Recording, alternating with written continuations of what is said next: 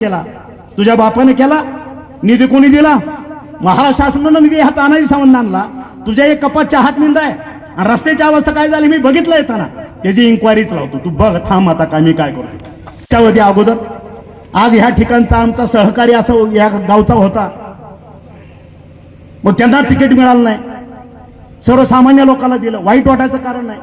अरे आपण गुत्तेदारीतनं काय लोकांना त्रास दिला हे जनतेला माहित नाही का? माझ्या कानावर येत नाही का ह्या गोष्टी? जनतेच्या जे पोटात आहे ते ओटात येत नाही आणि त्या कृतीत आणायचं काम तानाजी सावंत करतो. माझी चूक आहे का? आज काय अवस्था रस्ते ह्याची करून ठेवलेली आहे.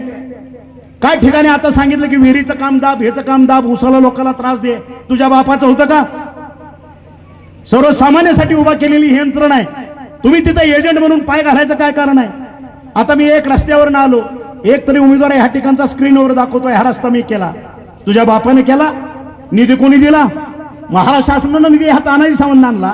तुझ्या एक कपातच्या हात मिंदा आहे आणि रस्त्याची अवस्था काय झाली मी बघितलं येताना, त्याची इन्क्वायरीच लावतो. तू बघ, थांब आता काय मी काय करतो. सर्वसामान्याचं रक्त कोणी पिणार असेल, सर्वसामान्यांना वेटीस कोणी धरणार असेल, ते अजिबात सहन करणार नाही. तुमच्याकडे जे आहे त्याच्या 10 पट माझ्याकडे आहे. तुम्हाला जर मनगटाचं लय न्याट असेल ना, त्याच्या 100 पट न्याट माझ्याकडे आहे. माझा नाद करायचा नाही. मी म्हणणाराची मी जिरवलेले आहे, हे मी ध्यानात ठेवा.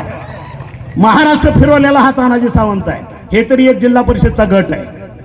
आपल्या अवकातीत राहावं, आपल्या अवकातीत जेवढं शोधतं तेवढं काम करावं, ह्या मताचा मी.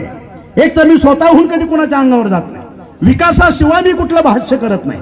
फक्त विकास आणि विकास, सर्वसामान्यांना मदत करणे, ज्याला कुणी नाही त्याचा पालक होणं, हे मी माझं भाग्य समजतो. आणि आजही तुमच्या सगळ्याच्या माध्यमातून मी आवाहन करतोय, ज्याला कोणी नाही त्यांना अर्ध्या रात्री तानाजी सावंतचा दरवाजा खटखटा. त्याचा भाऊ, त्याचा चुलता, त्याचा बाप, त्याचा आजोबा म्हणून त्याला कवटण्याचं काम हा तानाजी सावंत श्वासाश्वास असेपर्यंत आयुष्यभर करत राहील. कुठेही अंतर पडू देणार नाही.